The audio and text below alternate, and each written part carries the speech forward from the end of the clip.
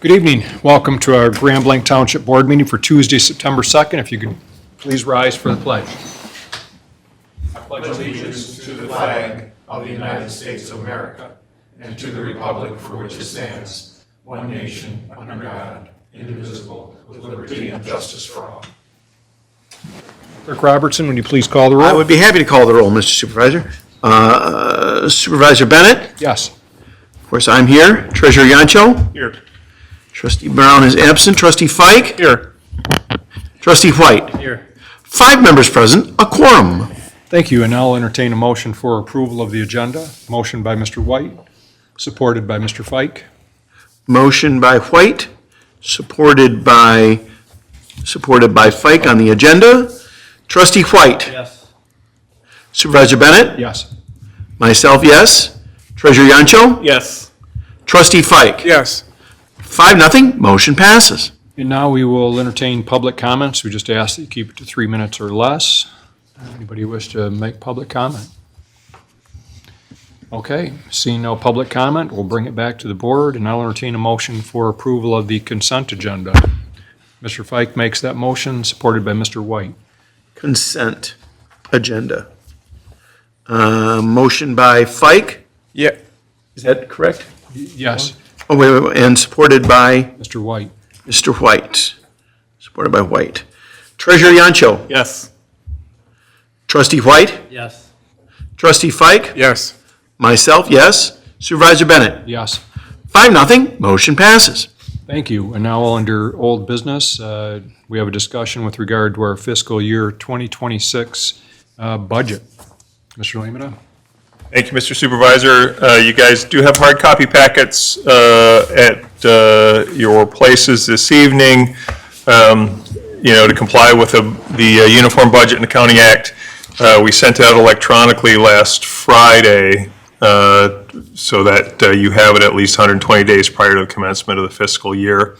There are narratives included in the budget, and you will see, like typical, the columns reflect the recommended department director's budget, and then the superintendent's recommended budget column. After that, we will go through and have the board recommended adjustments made as we work through the process. A couple of highlights for the fiscal year 2026 that I'll point out. While we did have an increase in SEV and taxable value for fiscal year 2026, and that did equate into a slight increase in revenue. Our state equalized value, $2.5 billion, 6.61% increase over the prior year. Taxable value of $1.9 billion for a 5.87% increase over the prior year.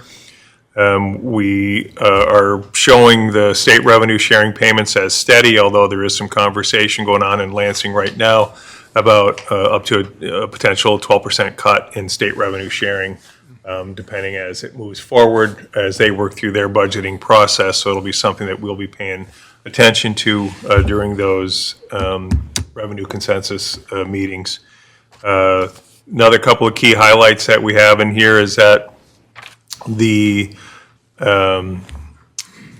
funded ratio for retiree health care as of December 31st, 2024 was 99.82%. As you know, the police department defined benefit pension plan was actuarially determined to be funded at 74% as of the close of last year. Clearly, the negotiated closure of the defined benefit plan to new hires effective January 2023. While it's a significant milestone in ensuring our long-term success, it comes with some short-term pain. And that's with costs going up as more employees retire. We have less paying into the system, means the employer will pick up more of it. For 2026, our annual required contribution will rise to $1,759,000. So a considerable impact from just a few years ago, and about a $340,000 increase year over year. The projected revenues are $27,274,629 in the general fund. The general fund balance as of the end of last year was $5.9 million, or 27.4% of the 2024 general fund revenue. The Charter Township has a fund balance policy that requires that we maintain 12 to 15% of general fund in our reserve balance. But we have made the recommendation, the board has adopted it to be closer to 18% for the last couple of years, and we continue to do that. It may mean we want to take a look at that policy and just change our policy to reflect that, what we're actually doing in practice versus what our policy said. Anytime there's uncertainty in the economy, I'm always going to push to consider holding a little bit additional reserve balance, and I think 18% is a good number for us. That does leave some additional funds left over to bring us back down to that reserve balance. When we met with the board officers and our auditors, at that point, we allocated $1 million of fund balance towards post-employment benefits and an additional $500,000 towards our capital fund. Obviously, that's still discretionary through the end of the year. We typically make those payments out in December if we needed to do something in addition. And our capital fund was relatively low for what we have coming up, so that may be a consideration to increase some additional funds in the capital fund. The police department, millage capture and other revenues brings a total revenue of $3.6 million for police operations. And they've got expenditures of $11.7 million. I like to highlight that because a lot of times folks think that the police millage covers the cost of policing, but quite frankly, our cost is $11.7 million. That does not include the bond payment, interest and principal for the building, which we will continue to pay through 2031. In 2026, it'll be $720,700. That number will continue to drop slightly over the next 5 years until it's paid off. But just as a reminder that it's about $12.4 million of the true cost of us having a police department. The annual required contribution, as I mentioned, to the MERS defined benefit plan goes to $1.7 million in 2026. And the defined contribution plan for the officers that we've hired since ending the plan, that's going to be about $143,500 for the year. Staffing will remain the same in 2026 for the PD as it did in 2025. Fire department approved millage for fire services brings in $1.8 million for fire operations. Combined with the additional general fund contributions, we have an operational budget of $2.4 million. In the past 2 years, we have shown a huge commitment to fire service, $1.5 million remodel at Station 2, about a $7.5 million investment in the new fire station number 1, and the new aerial truck that we paid cash for, $2.1 million in 2025. This shows the significant investment this board has made in fire service. We also have a new fire chief that brings a lot of expertise and energy to the position with a passion for excellence in operations.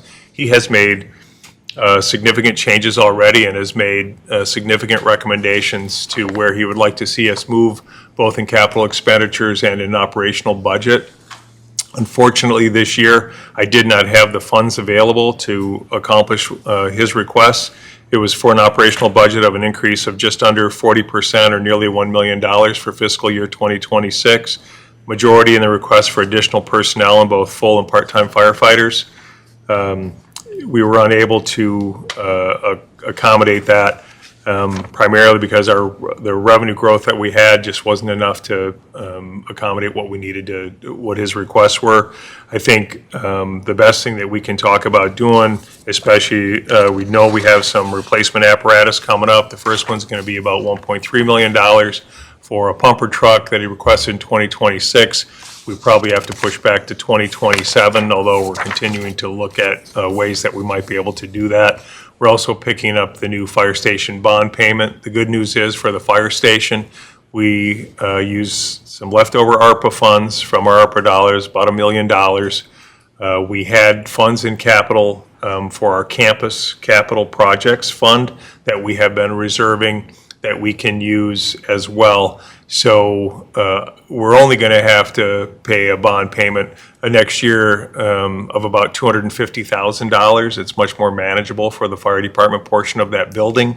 That's important because we didn't want to ask for additional funds to build the building, but we knew the building was critical for the health, safety, welfare, as well as response, of our firefighters.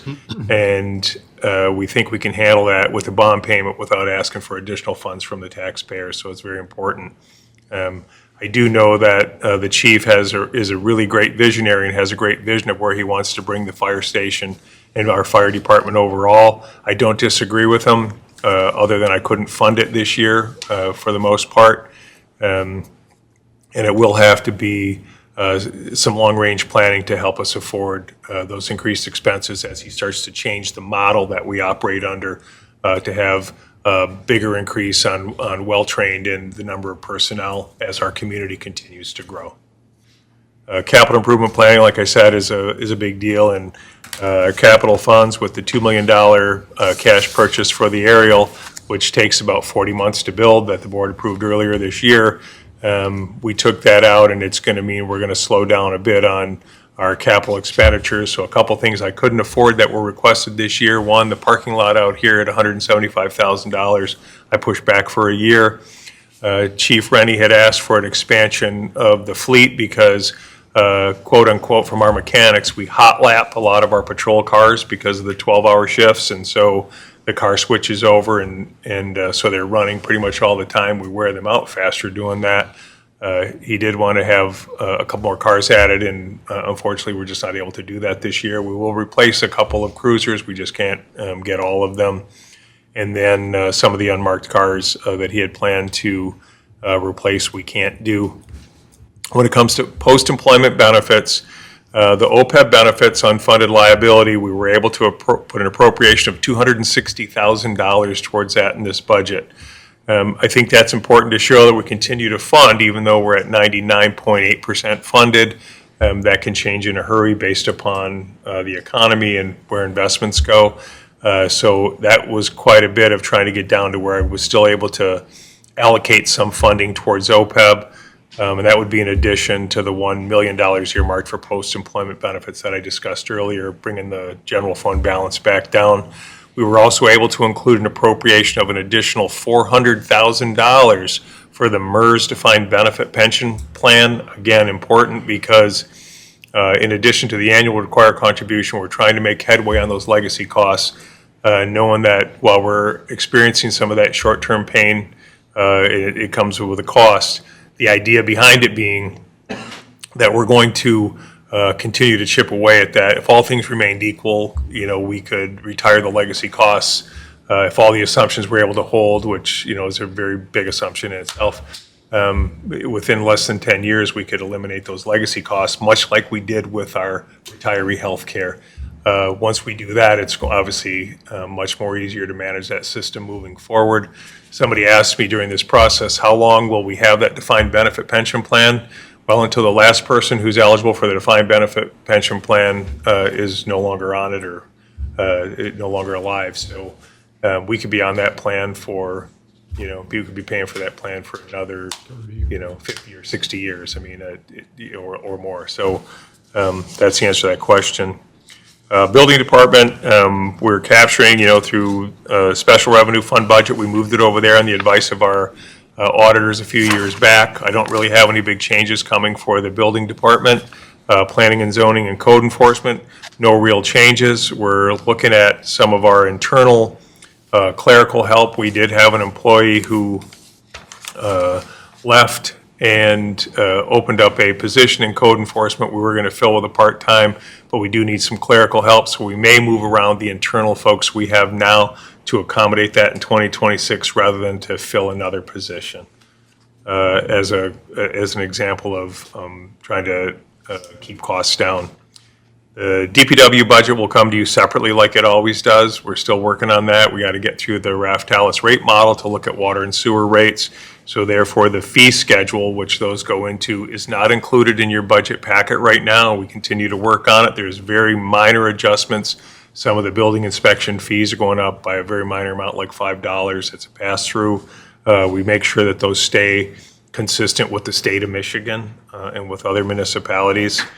But I think, all in all, we've got a balanced budget to deliver. It's a healthy budget. I wish I was able to accommodate more of some of the requests. But I will point out that when you look at full-time government employees and what we've done going back to 2015, we had 138 employees in 2015.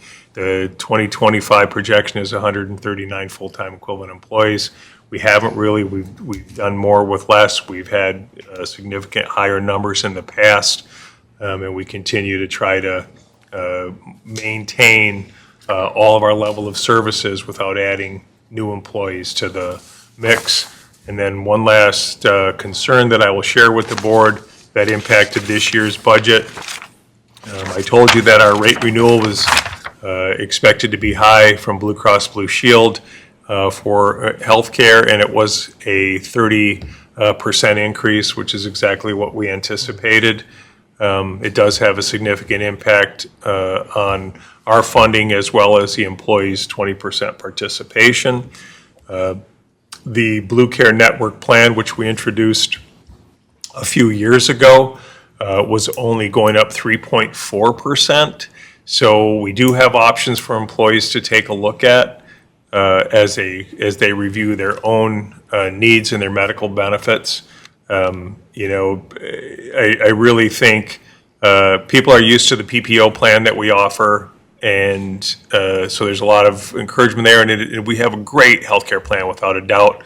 But as those costs go up and 30%, I know even talking to council, he had told me that their plan went up like 38% this year. So you're seeing some of it. Last year, they came back after they'd quoted our rates and said they had made a mistake in the calculation and they wanted to increase them, but we had already built our budget around those. So we knew we were going to have a little bit more of a double hit this year. But a 30% increase is a lot. That pushes, you know, the renewal plan, like for a family plan last year for that Blue Cross plan, that was $1,764 a month is going to be $2,307. So it goes up significantly. In comparison, the Blue Care Network, which is an amazing plan, and while it is more of an HMO plan, your doctors have to be on their plan. When we did the run through it, the vast majority of physicians in this area do accept that BCN plan. And that premium in comparison for a family plan at the renewal rate is only $1,468, so considerably less. So employees who have concerns about that increase and their 20% that they have to pay, there is this alternative. When you talk to our broker, Franklin Benefits Solutions, I mean, they will tell you that when they look at our mix and our employees, they believe that 50% of our employees should be on this BCN plan, and they would not only save us money, but it puts money back in their pocket, a considerable amount. It's just that we haven't had a lot of buy-in to date. Maybe with this kind of an increase, that may change, and it could bring down our overall employer's cost of health care. But it is a significant change to the budget this year that we had to absorb. So that's some of the financial impact. And that's kind of a quick summation moving forward. You know, we've got a couple new board members that this is their first time going through this process. You guys have been through it, but the new board members, so for their benefit, generally we get this out and give you at least 30 days to review the information as it came out.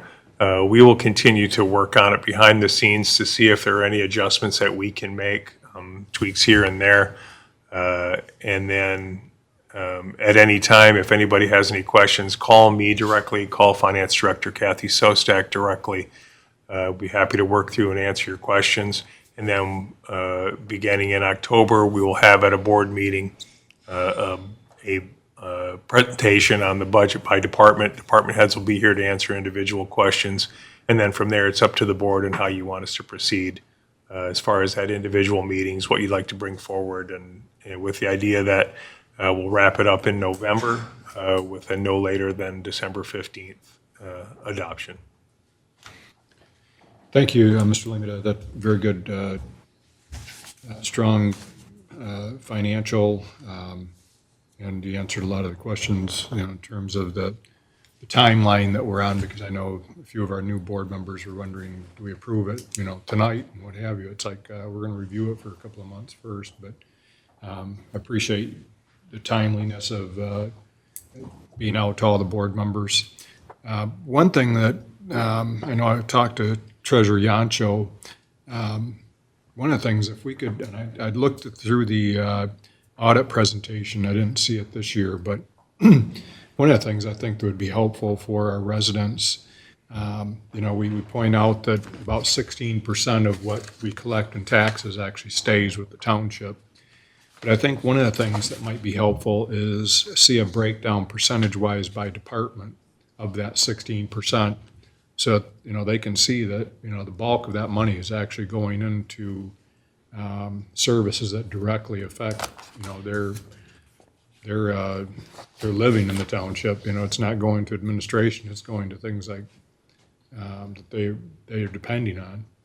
So, but I think a pie chart would show something along those lines of how we break out, when you look at our overall budget, what that looks like. And I'm sure it matches up with what their priorities are too. And I just want them to see that, their priorities match where our money goes with our budget. I think one of the things too that, looking at the revenue side of things, I don't think people realize when they look at their tax bill either. And maybe we can talk to our Treasury Department or the county, what have you. But I think the tax bills really don't help us to clarify for people what those codes mean. You see on that tax bill they get, it says Parks and Recreation. Unless you know what the millage rate is, you don't know whether they're referencing the county millage or the township millage for Parks and Rec. But I think, somehow if we can come up with some kind of explanation detailing what our county taxes and what our local township or community taxes here, I think would be helpful. But I think, very strong budget. I know that you put a ton of work into this with the department heads and multiple meetings with the departments to try and figure out, where we sit. The challenge is that, of course, our departments want to take advantage of new technology that's out there that could advance what we're doing and what our residents want to see. But then living within our means is also critical.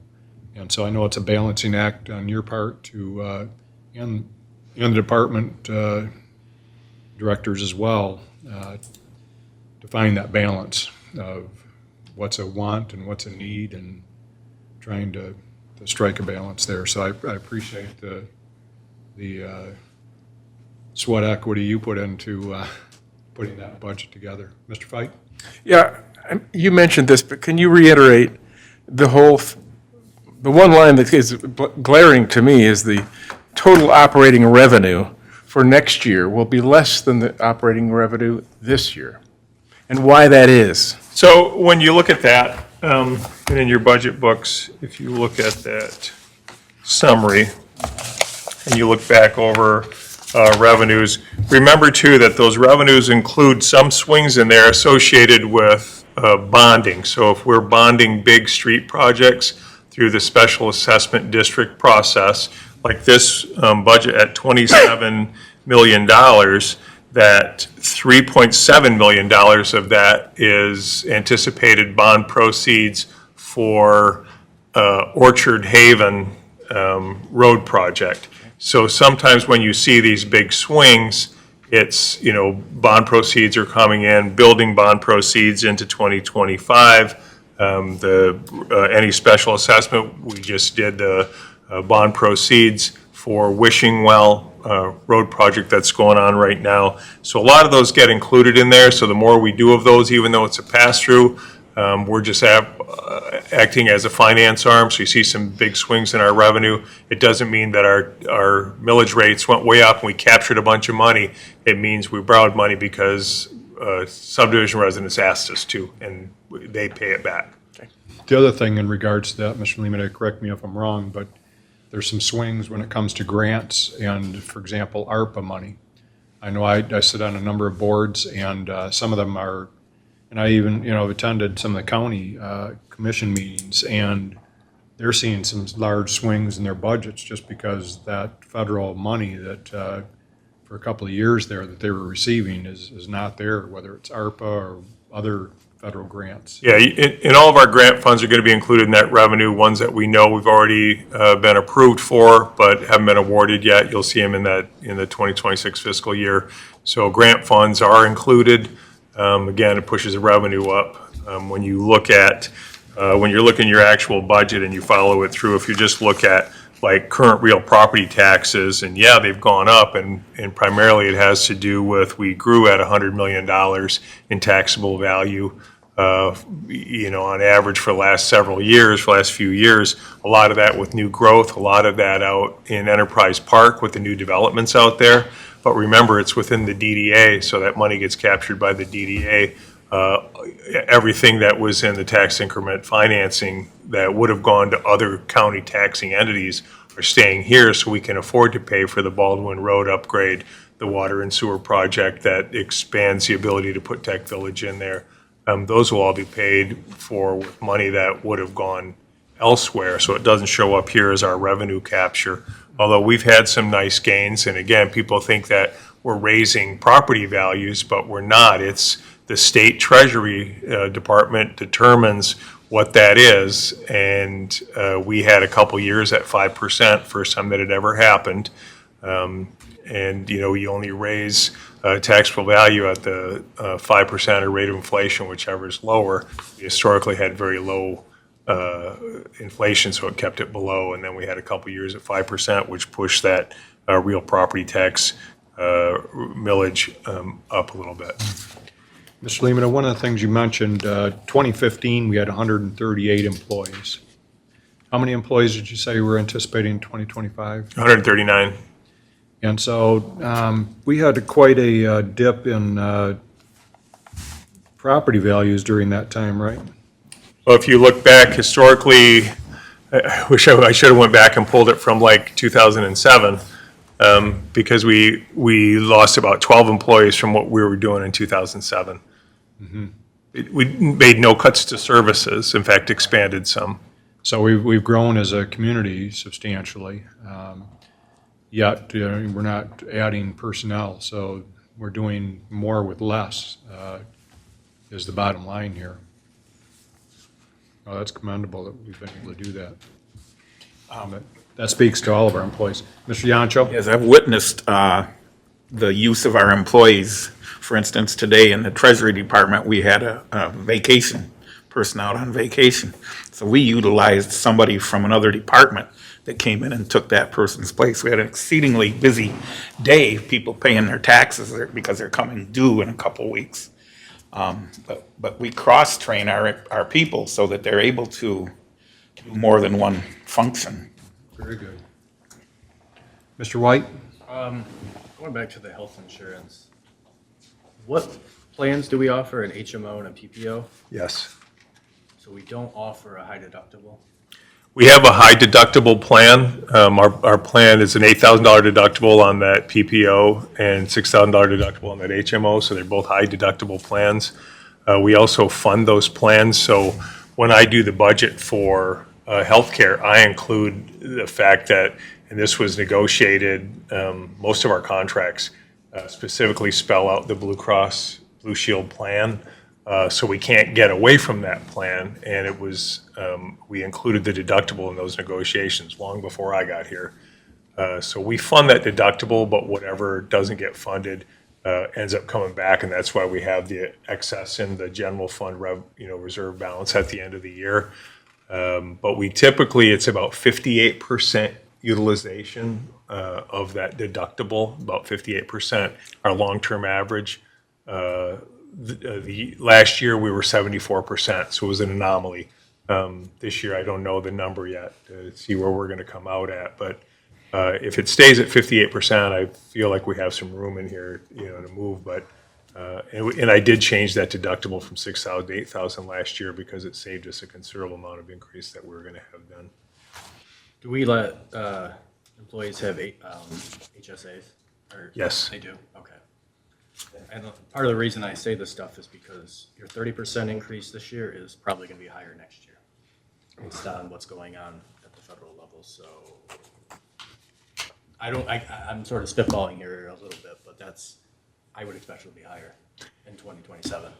It's a huge concern, and and it's really, and it is. It's not Grand Lake Township. It's hitting everybody across the country, and for our long-range planning purposes, it's a huge concern, and that's why I fought a few years ago because they had in there that this was the plan, that we had to offer this plan, and I was able to get language that we can offer additional plans as long as we keep this one. And we had to get that into all the contracts. Now that we have it all in the contracts, we're able to launch that Blue Care Network. Gosh, for so many of them, and I've had conversations with some employees that, to me, it's a no-brainer for them to put money in their pocket, like right now, each month.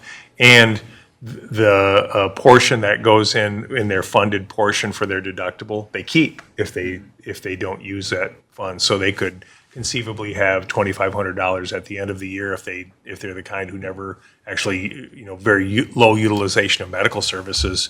And it's portable. It goes with them when they go, and they can use it for healthcare expense in the future. I'd like to continue, and I've got Franklin Benefits looking at 3 additional plans right now to see if they make sense for us to lease for November open enrollment, to offer additional plans to keep it affordable, but at the same time to save the township money, because it's a concern, because if it continues to go like this, Trustee White, again, there's always Public Act 152 with a hard cap, and we can adopt a hard cap where we say we can't pay any more than, what the government sets the amount at. So that's entirely possible that we could be faced with that at some point. Will it make us a lot less attractive as an employer? Absolutely. Right now, I feel like we offer competitive wages and the best benefit package, in our area. Could that impact it? Well, we also know we can't just sit in our hands either when you see healthcare costs like a 30% increase. And you're right, next year, if we have another 30% increase, it has a huge impact on our budget. It's not like we can raise, the cost of goods at all. I mean, we are what we get, and if there was a downturn in the economy that went along with that, our revenue gets impacted right now, and our costs continue to climb. Well, and in addition, as you mentioned, hopefully the state revenue isn't one of the things that's cut, the revenue sharing.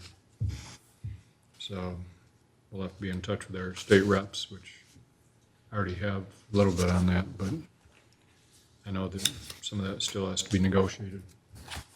Mr. Just White? one question related to that. So when the state shuts down, how does that affect us October 1st? Also, another great question.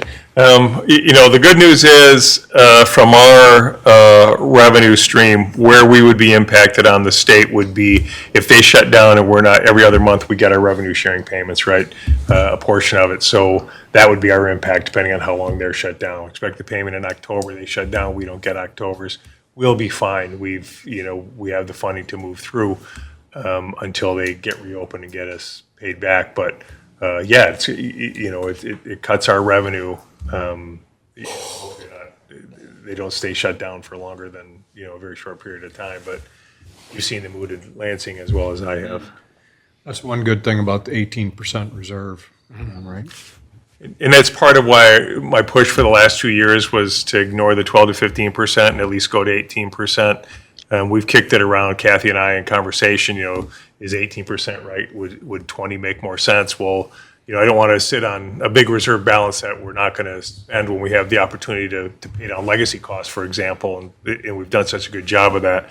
But when we're in an era of economic uncertainty, we don't want to have another 2008 on our hands. And, our revenue gets cut, drops relatively quick over 3 years when the taxable values fell, primarily because of the housing impact. But, man, it can happen to us. And it took 14 years to get back to where we were. 14 years of increases and new growth to get back to where we were in taxable value. I don't think people understand that. A lot of them back in that time, we would show what their actual tax bill that they paid in 2007, and then show what they paid in like 2019, and say you're paying $1,000 a year less in 2019 than you were in 2007 because of that impact of what happens when the taxable value drops. So for local governments, trying to claw your way back up is a challenge. I think, one thing that you mentioned that's very important too, Mr. Limita, is, the growth that we've seen in the DDA area, south part of the township. That revenue, which is great because we're capturing many dollars that would have gone elsewhere in the county. We're able to capture those dollars. However, the word of caution is that money has to be spent in the DDA area, which is that vicinity of the south part of the township. So while we're seeing some incredible growth and some revenue from taxes that we're capturing that we wouldn't have captured otherwise, it isn't like we can use that money to, build a trail somewhere. It has to stay in that DDA area, and I think that's important.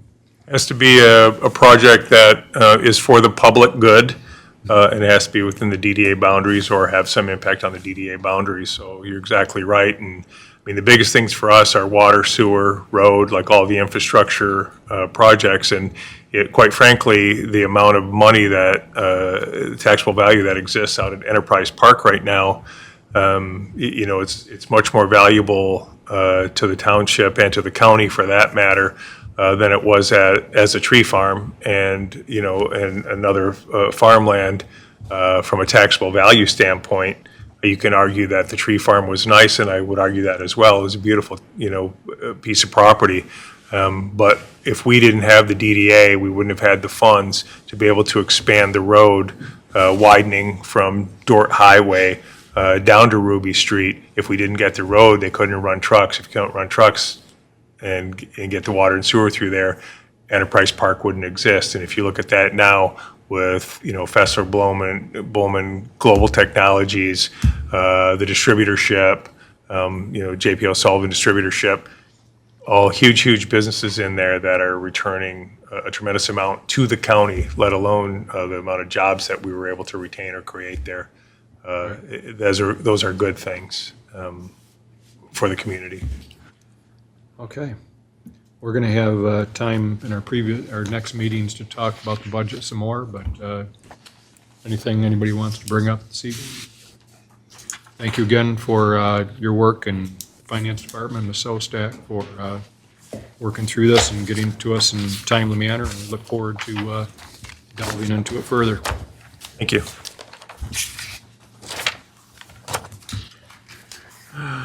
Okay, with that, we'll move on to new business, and the board will consider a motion to approve the 2025 tax rate request form L4029. Mr. Lehman, I'll make that motion, Mr. Supervisor. okay, is there support? Support. Support by Mr. Yancho. Mr. Limita? So the L4029 comes to you always in September, has to be turned over to the county for their review and approval. What it's doing is it's showing the effect that the Headley rollbacks had on our millage rates, like operating, for example. And it's probably a good time to point this out, that as a charter township, you are allowed to put out 5 mills for operations without a vote of the people. You can have another 5 mills if up to 5 mills if it's approved by the voters. So our operating millage at 5 mills through the Headley Amendment has been rolled back to 4.3876. So we're not collecting that full 5 mills that the board could collect.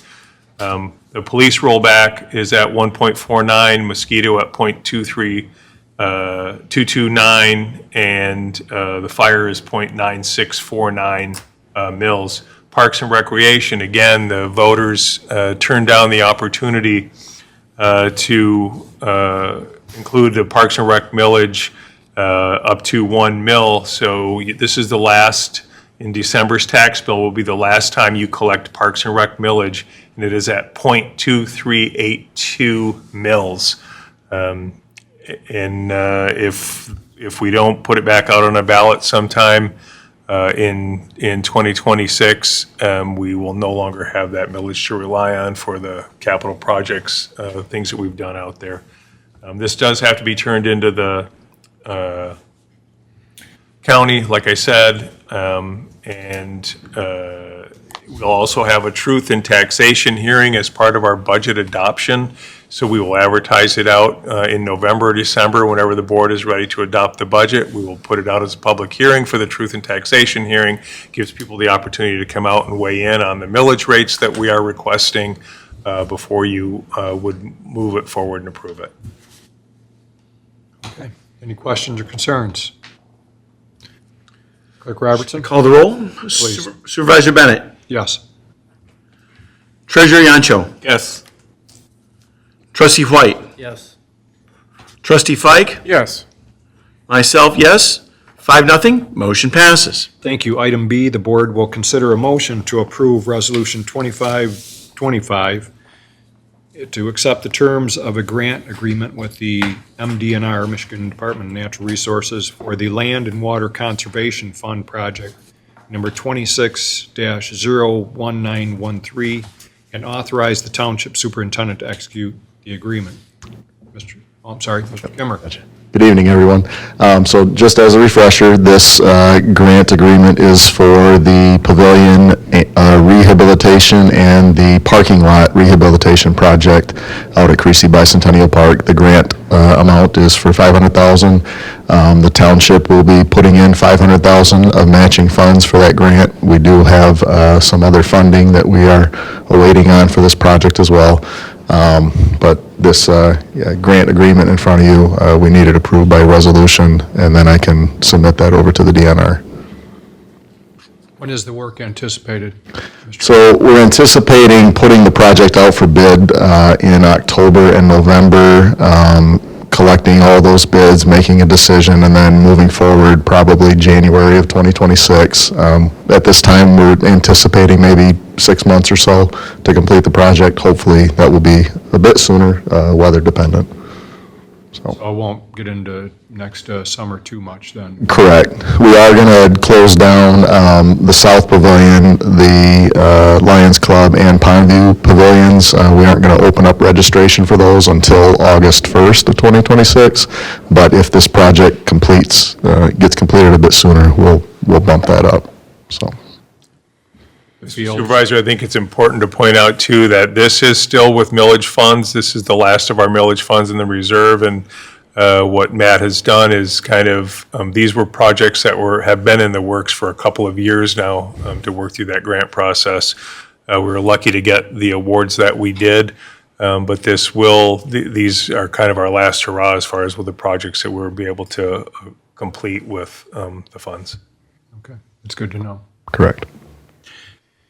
Okay, any questions, concerns, Mr. Yancho? So if those other funds that you're pursuing are able to be acquired, then the amount of donation or match from the township will be reduced? So there's a HUD grant out there that we are sharing in the project with County Parks and Mundy Township. We're still awaiting on that grant agreement to come through, just similar to this one right here. That was for $283,000. So we have, in total, if both come through, it'll be about $783,000 in grant dollars. The anticipated cost of the general estimate of the total project could be 1.5, 1.7. So the difference of that, we will be utilizing millage dollars and our reserve fund dollars to make this project. So the match could be higher than 500,000? No, the match for this grant will be 500,000. The match for the HUD grant is 283. We don't anticipate any hiccups on that. We're just waiting on the formal process for the grant agreement to come through. I think, it's important too for our residents to be aware that, these funds can't be intermingled, people see us, building something over here and think, oh, well, they should have used the money over there. These funds are restricted, Correct. You can't just take money that was intended for one project and move it over to another. Correct. Any other questions, Mr. Fike? I'm just going to make a motion. Okay, motion by Mr. Fike, Motion by Fike, supported by Mr. White. supported by White. Okay, myself, Yes. Supervisor Bennett? Yes. Treasurer Yancho? Yes.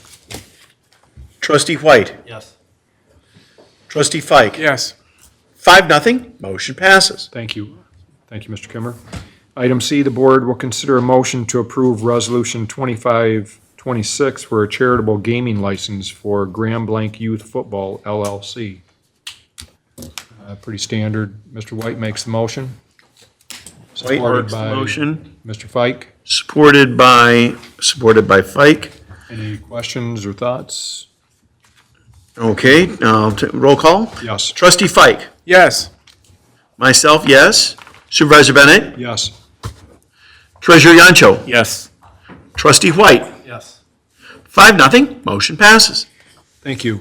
Item D, the board will consider a motion to accept the ordinance as presented as a first reading of the business licensing ordinance to be established. We have Mr. Kimmer back. All right. So as a refresher on this one too, business licensing was identified on the board's adopted strategic plan from 2020 to 2024. It did take some time to put all of this together, to do the research on it. The township used to have a business licensing ordinance that was repealed in 2012, so we have been without one since then. Essentially, the business licensing ordinance really would allow our first responders it allowed them to establish a comprehensive database of any type of hazardous materials that may be at a business, so that our firefighters, our first responders know what they are getting into should they need to respond to an emergency. It'll help our Public Works Department knowing when a business has changed owners, knowing when the type of use is different, or if the REU count, the residential equivalency unit count for water and sewer changes. This would really allow us the opportunity to really capture that information and utilize it for a number of different departments. And so before you tonight is an ordinance. I did quite a bit of research on some different municipalities. This one is pretty similar to Sterling Heights. Attorney Chubb has reviewed this. Fee schedule we would look at adopting later on. We were thinking maybe $60 annual renewal fee. Other municipalities out there who also have business licensing programs in place, for comparison, Northville Township, Saginaw Township, Fenton Township, Waterford, City of Northville. Their licensing fees range anywhere from $25 to $100. There are also licensing fees for other municipalities that vary based on what the business type is. I think we're just trying to kind of keep it simple, just a flat licensing fee for any type of business. And I think also in the event of any kind of situation that happens after hours. Absolutely. There's a broken front door or window or fire, what have you. We don't always know who to contact, and it might be by chance that we do, if we know who the business owner is, but contact information in case of emergency, things even, you mentioned, hazardous chemicals, what kind of operation is going on in there? We get people asking, I'm sure board members, hey, what kind of business is that? What's going on there? And we don't know, and our staff doesn't know either. And so I think it's important that we know those kind of changes that happen. I've looked this over, and I was part of the committee over the past couple of years that looked at this. And I think, it's not onerous. We're not asking a lot of our business owners. It's not going to be a hurdle to doing business with us. It actually, I think, shows that we want to be responsible, government here, provide services that can react when we need to. So I think rather than it may be positioned by some people that, hey, this is a hurdle, but in reality, I think it really could help our business owners once they realize that, hey, I had an issue at my business, the fire department called me, it was after hours, or the police called me. alarms going off, the alarm goes off, who do we contact? Sure. You know? Yep. And the alarm company can't always get a hold, lock boxes on businesses. What if we need to get inside of a building? If we have a lockbox with code, our police, fire can have that available through this database, which will be held in confidence. But at least when our people are on their way there, they know what they're getting into. Correct, yes. And sorry, go ahead, Mr. Pike. Matt, so if we approve this, at a certain date, businesses in Grand Blanc Township could go online, fill out the form, pay the money, they're good to go. Correct. Is that how it works? Yep, so that's what I was going to get to next. So the timeline of this, the way the ordinance is written, is that this would go, we would start this looking at 2026, January 1st of 2026. The open application period, this first go-around, would be from January 1st, basically until April 1st.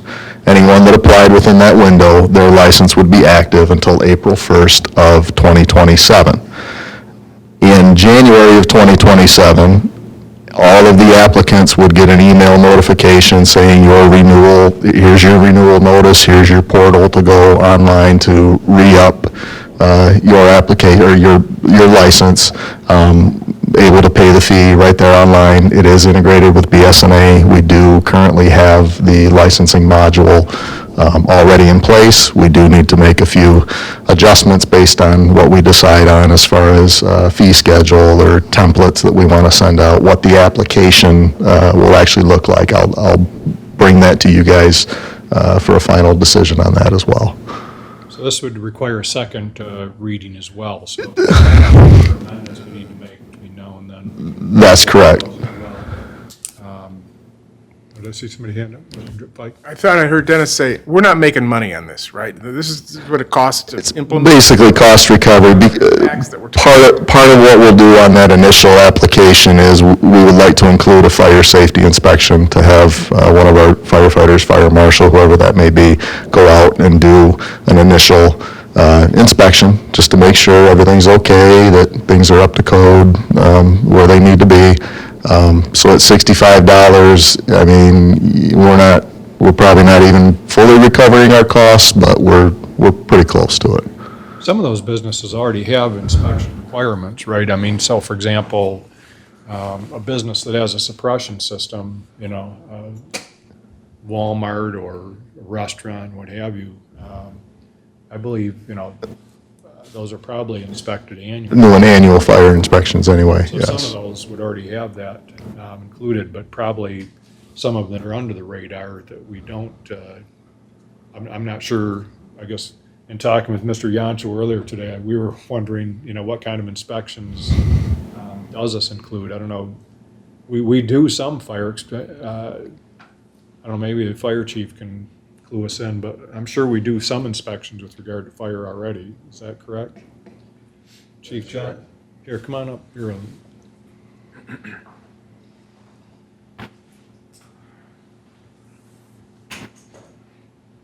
So we already do fire inspections on some businesses, correct? That's correct. The fire marshal currently will inspect current businesses' fire suppression systems. The fire department also will go in and inspect a residence premises just for general fire safety if they want to, if they so require or request one. We'll also go in and install smoke detectors as well. Okay. All right. There probably are some tweaks. I know I've heard from a few board members, and we can look at those. But Mr. White? Going to probably one of the biggest categories, rental homes. How are we going to enforce this? How are we going to know who is actually So, has rental homes? Because I think this is one of the issues we've had for a couple of years, is trying to figure out which home in a neighborhood is actually a rental home, because there tends to be a lot of issues with them. And how are we going to, if somebody just owns one rental home, how are they going to, one, know that they need to do this, and two, how are we going to know that it is a rental home? so again, in talking with Sterling Heights, they have a separate rental inspection program that occurs through their building department. I don't think this is necessarily the the intent to have it as a rental inspection program. What you could do under the business licensing program is require licenses for apartment complexes, for property management companies. I don't necessarily think we would get in the business of the rental inspections under the business licensing ordinance. If that's the board's intent to go that direction, we could look at that as well. They still would have to have a business license to rent a house, correct? At least based on how I'm reading the ordinance when it includes home rental in it. The question, I think, too, if I could suggest, Sure. Matt, that, we can identify homes that are not, do not have principal residence exemption. And I've looked at those numbers before just to see what that looked like. And we could do a mailing to the tax, where the taxes go for those non-principal residents. They're either having other family members live in the home, or they're renting them, I would guess, or they're using them as vacation rental properties, which there are some that I know of that are, whether they're VRBO or Airbnb, there are homes in some of our neighborhoods that are being used for that. So I think identifying them would be helpful as well. So I'm currently in the ordinance, I forget what page it is, probably page 3. I don't have it right in front of me. In a second, I could bring it up on my computer, but I do see that rental homes are in that list of 71 items. I don't know, do you see that list there? Yeah, it's number Right. 30 in here. You see rental homes on there?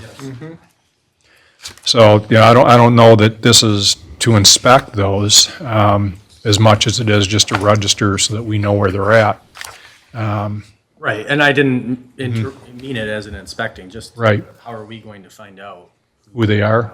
I mean, it's easy in an apartment complex, Sure. less easy in a subdivision. Right. And you're right, I guess the non-homesteaded, but then again, some people might just have an up north place or Right. live in Florida most of the year too, so it's not. Sure. That's a- Yep, you're correct. And so that becomes a challenge, for how do we get past it? Probably don't have all the answers yet, but it would be working through assessing and looking for anybody who doesn't have a PRE on there to then send them the notification that we're inquiring about, here's your application for a business license for your rental home. And it would be interesting to see, how they respond or how we can follow up with it on whether that's a rental Yeah. or not. There will be a challenge, for sure. And if somebody responds back that says, no, I keep my PRE at my, Place up north. Traverse City house, so, because their taxes are higher, Well, even if we had a rental inspection program, the same dilemma exists. How do we know if a home is being rented or not to even do the inspection, right? So the same dilemma would exist. If that's something we don't want to get into, that's something we can I just think we strike shied from away this from too. The rental inspection, but I think the listing them as a business was one of the options we looked at that, know who the homeowner is. The other thing, Matt can talk to it, but what that does, if we have a landlord who behind on taxes or utility bills with this business licensing, we can suspend your business license for non-payment of funds owed to the township, and then you're not allowed to operate without a business license. What do we have standing in court? Will it work? It's worth a shot, right? Yeah. Being able to go after them. I wonder how this affects mobile home parks. Any thoughts? They have their own set of rules that they play by, but we did, as you know, we have a mobile home park Couple of them. who we are Several. challenged with utility bills sometimes, and we're still working through some of that. Being able to require them to have a business license to operate their mobile home park would be a good thing for us. Right, that's what I'm thinking. We can hold their feet to the fire a little bit. Okay. Well, like I said, we can tweak this. I know some of you want a little bit more time to look at it. We'll have a second reading of this down the road here next meeting. Probably within a month and a half to 2 months. Time you can Yeah, get the give you some time. Notice. the further details, and then we've got a Yeah, notice. so we will put this out there. If it's approved tonight, we will notice it in the paper and go from there. Okay. I'll make a motion to approve this first reading. Okay, Motion by Yancho. yep. Is there support? Support by Mr. Fike? Okay, trustee White, Yes. trustee Fike, Yes. myself, yes. Supervisor Bennett, Yes. Treasurer Yancho. Yes. 5-0, motion passes. Okay, thank you. Item E, the board will consider a motion to approve Resolution 2527 for the creation of the Village Green Subdivision Special Assessment District to hold the first public hearing at a regularly scheduled board meeting on September 30th, 2025 at 6 PM at Grand Blanc Township. Mr. Lemata? As you know, Village Green has been for many, many years now trying to move their petitions through to do something about their street repair. And they finally did get it through and submitted petitions that had over the 50% threshold. So what you're being asked to do now is to approve Resolution 2527 for the creation of the SAD and to hold that first public hearing at the meeting of September 30th. This allows the resolution to move forward, that we're setting a public hearing. It's the first step in the creation of the Special Assessment District. Yeah, I would like to applaud the residents that have moved this through. I know it's been an arduous thing to do, especially the cost attached. You know, I believe the streets in there were put in with concrete, which makes it even more expensive to extract. So my hat's off to their efforts over the years to get this done. I know one of the things they would like to do is have water put in at the same time, and I know we've had a few discussions on trying to find some funding for that, but we'll continue to work on trying to find a solution for them on that. They're all on wells? Yes. Same with Warwick. So, okay, I'll make the motion that we move forward on this, Motion by Bennett, supported by Mr. Yancho. supported by Yancho, item 7E. Okay, trustee White, Yes. trustee Fike, Yes. myself, yes. Supervisor Bennett, Yes. treasurer Yancho. Yes. 5-0, motion passes. Thank you. Item F, the board will consider a motion to set the second public hearing for Oak River Estates to accept the tax roll at a regularly scheduled board meeting on September 30th, 2025 at 6 PM at Grand Blanc Township. Mr. Lehman? So, again, a formality in the SAD process, but this is strictly to set the second public hearing so that the residents of Oak River Estates have the opportunity to come in and address the board in regards to accepting the tax roll. This thing has moved through. They've had their first public hearing. You've established a special assessment district. Now it's time to accept the tax roll to move it forward. Okay. Mr. Fike makes that motion. Motion by Fike, Supported by Mr. White. supported by White. Treasurer Yancho, Yes. trustee White, Yes. trustee Fike, Yes. myself, yes. Supervisor Bennett, Yes. 5-0, motion passes. Thank you. Item G, the board will consider a motion to approve Resolution 2528 to temporarily change a polling location for the Goodrich School District special election on November 4th, 2025. The, Clerk Robertson. agenda memo is quite self-explanatory. We have a very small election. Goodrich is putting a ballot question on the ballot for November, the Goodrich schools, excuse me. Of course, we only have a single precinct that is involved with, that is part of that school district, and the overwhelming majority of those ballots are usually cast by absentee. So what we want to do is we want to move the location for this purpose to the auditorium here, so we do not disrupt the school operations at Grand Blanc Community Schools. Very good. I'll make that motion. Motion by Bennett, Supported by Mr. Fike. supported by Fike. Very good. Treasurer Yancho, Yes. trustee White, Yes. trustee Fike, Yes. myself, yes. Supervisor Bennett, Yes. 5-0, motion passes. Thank you. Future agenda items, I imagine some of this our budget discussions will continue. Anything else, Mr. Lemata, that budget discussions and any updates from the, this year's adopted strategic plan. I will point out that we've been trying to get that meeting scheduled for the senior center. You know, we do need to move that forward, although we have somewhat good news to report. I don't know if, you know, if you've heard anything in addition on it, Matt? Okay. Well, we have heard that, that it was on the agenda at the very least, that the County Board of Commissioners is considering a slight increase to the amount that the senior centers get.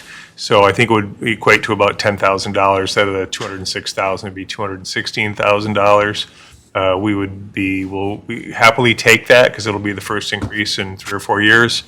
And we really think with our conversation that we had, we met with Dr. Beverly Brown and Commissioner James Avery, as well as Lynn Radzilowski from the Senior Services, County Senior Services, along with Misty, Matt, and I. We had a great conversation about our frustration in having that amount just locked down constantly.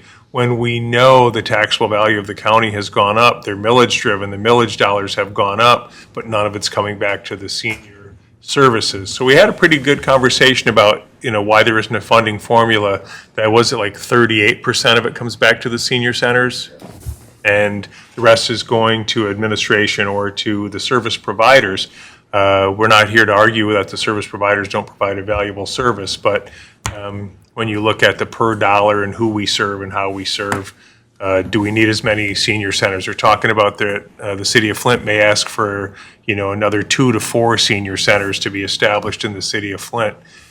We have real grave concerns when it comes to that. So I think when we look at all the committees that were formed by the board members, that's a hot topic that I think we need to strike while the iron's hot on that one. And hopefully they do the right thing and increase the reimbursement that we get for it. But man, we need to keep talking about and hammering on this thing because we're not making a lot of headway, and that's, I think, elected to elected. You guys are going to carry more.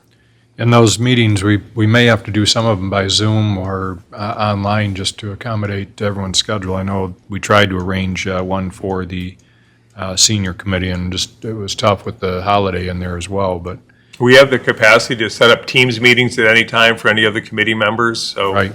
So let's keep that in mind. I used the meeting doodle just to try and, you know, figure out what everybody's schedule is, but just keep in mind that we can do them either on Teams or online, which might help everyone's schedule, even if they're not able to be here physically. Okay.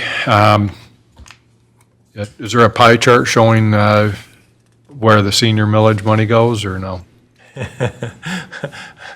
I think if you look at the amount of research that Matt has done over this in the last 5 weeks or so, I think that he could create several pie charts from just the data he's pulled together between him and Misty. And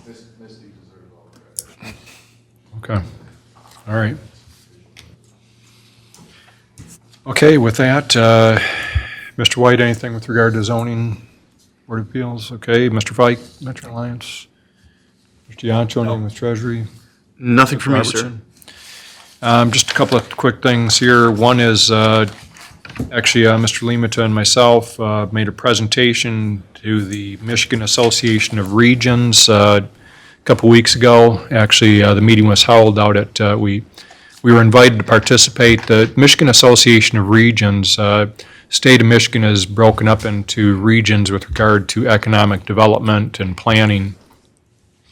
And the region's representatives were in the county to do a tour, and we were asked to be on that tour. So we actually met with them out at one of the beautiful conference rooms out at Fessler Bowman's headquarters, which we'll have to organize a tour for our board sometime. But in fact, that may be something coming. But we spoke to them about the exciting developments that we've seen here in the township, as well as the ones that we have planned. And I think all of them were very impressed with what we've been able to accomplish here in Grand Blanc Township. Speaking to that, Mr. Leamington and I also met with the University of Michigan with a number of individuals. They are building they refer to it as the CIT, basically computer technology. But one of the interesting things is they want to work with their surrounding communities and developing programs that actually benefit our employers and are, directly linked to our employers. So we're working on doing some type of tour with them, with our local technology-based businesses to introduce them. At one time, our DDA was looking at potentially building some sort of training facility on DDA property. The university said, hey, we'll design programs specifically around the needs of your industry, that you have in the township, which is fabulous. And the technology that they're putting into these facilities on their campus is just amazing. So Mr. Lehman and I met with them and took a tour, and really some great stuff there. So one of the things that I know Mr. Lehman and I have talked about is developing some type of tour, not only with the University of Michigan people, but maybe even with some of our DDA members and with our board to look at. I think our board would be amazed to see what goes on inside some of these technology-based businesses here in Grand Blanc Township, just because what they're doing is just amazing. So you may get something from us in the near future wanting to do that. Actually had the opportunity too, speaking of tours, to go through the fire department and DPW building last week. Really shaping up beautifully. Really some nice spaces there that I think our employees are really going to be able to excel at their positions there. Really going to give us some room to be able to do some things that we haven't been able to do in the past. With that, our Grand Blanc Township University, I spoke to Sonia Limata today, and we are getting registrations for it. I think we're up to about a dozen or more people, and so we still have room for a few more. And I'd encourage any of you that have friends or family that want to learn more about all of our departments and how we operate, everything from how assessing works, how planning and zoning, and why we can't tell mattress stores no. All those things will be part of the discussion, and a lot more. But I think that's it for me. Can we open that up to high school students? No, right now it's 18 and older that we're sticking with, and we'll see how that goes. But we could potentially have something in the future for younger folks. So, Mr. Limita? We're going into police negotiation season, so you're probably going to be asked for a closed session at your next meeting to kind of start to define our strategies and see where we're at.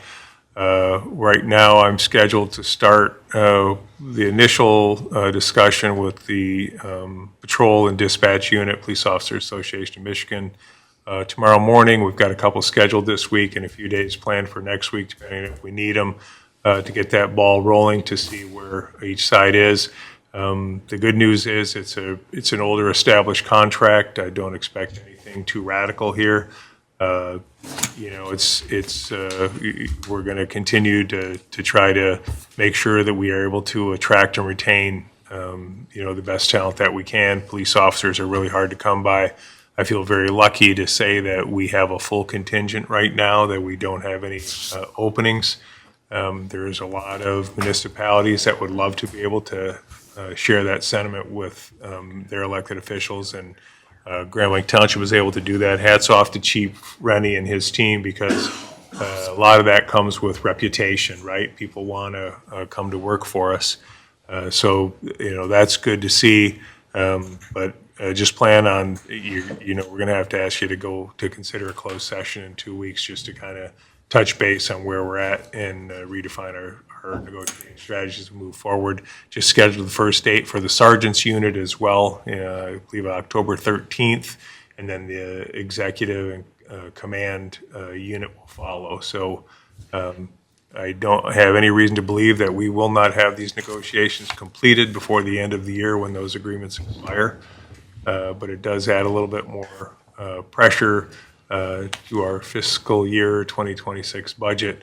Although, like I told Chief, I will give them whatever they ask for. It's just not going to be any more money in his budget, and I'll let him figure that out. You know, Mr. Limita, one of the things, I don't know, were you finished or? Yeah. I think, you know, one of the things that, not to pat ourselves on the back more, but, you know. Why not? Yeah, but, you know, I do serve on, you know, 10 or 11 boards, but I got to say, there's a number of boards that I'm on that are looking at, and I'm hearing from other townships too, that things are not real rosy when it comes to their budgets. Most of them are dipping into either their reserves, or they're trying to figure out where they're going to cut. And these are sizable municipalities that are facing this. You know, I think a number of them got comfortable with using a lot of federal, you know, ARPA money, what have you. And had that for several years, whether maybe they didn't spend it all at once, but now they're having to figure out what they're going to do. So I really, you know, I don't want us to take for granted what we have going on here, because there's a number of organizations where they're trying to figure out, I mean, and, you know, one board in particular that we're looking at laying people off, which is not good. So, Make no mistake, this budget process was a rough one. By the time, we were right down to the wire on Friday night, Kathy and I literally trying to make it work and making sure that I could still fund the board's priorities of OPEB and pension. And again, and looking at capital projects, and, you know, we will continue to revise and get better at that. Having Chief Gent on board for fire is going to be incredibly helpful, because he's going to be able to take that capital improvement plan and really get that filled out. For me, it's critical that the department heads understand that they're showing me what they need for the next 5 years minimum. 5 to 7 years is better, so that I can make sure that we're setting aside money and we're prepared to go in capital. And if the department heads aren't moving that forward, don't have that vision and understand when those capital replacement projects are going to come up, then I'm not going to have enough money in that capital fund to move forward. And right now, we're short, you know, with the purchase of the new aerial truck. We're short in capital, and I'm going to have to continue to find ways to fund that, to put additional funds in there, probably over the next 3 years, to build our fund balance back up in capital. And we still have a lot of capital purchases to make. We've got a couple of apparatus that are going to need to be replaced to the tune of a couple $1 million, some other vehicles and things like that. You know, those are growing pains. So our calls for service continue to rise. We have to be able to respond. But this budget was tough, and there's just no bones about it. And there's, you know, it's a matter of managing our growth. We have done a good job. We did the right thing with our ARPA funds, $3.8 million that, you know, you could use it as income replacement. A lot of people relied on that and built a budget around it. We didn't. We did projects that we wouldn't have done otherwise, or they would have been done later through capital, you know, funding. And by doing that, it didn't hurt us, it helped us. We were able to accomplish some things. You know, especially we put, you know, more than $2.5 million of that into the fire department buildings. That was really smart on our part, you know, as a team to consider that, because we were able to accomplish some things that are very, very important that we had to get. And again, you can't compromise on safety. And we have to continue to think that with the safety, health, and welfare of our first responders. We did the right thing without it coming back to bite us when the money goes away. And federal funds are going to get tightened up, let's face it. But what you're seeing in the administration now is we were all handed, we printed a lot of money, and we're going to have to pay that back at some point. Or my grandchildren's grandchildren will have to pay it back, depending on how you look at it. I think also, you know, we wish Henry Ford and the Teamster, the nurses, we want to wish them well in trying to resolve their differences. It's not easy for anybody being out on strike, and it's not easy for the business, so hopefully they can resolve things in a timely manner. It's a very difficult situation, I can understand. With that, any other comments? Is a motion to adjourn in order, It Mr. is, Supervisor? Clerk Robertson. Then I will make that motion. I'll support it. All those in favor say aye. Aye. By Bennett. We are adjourned at 7:21 PM.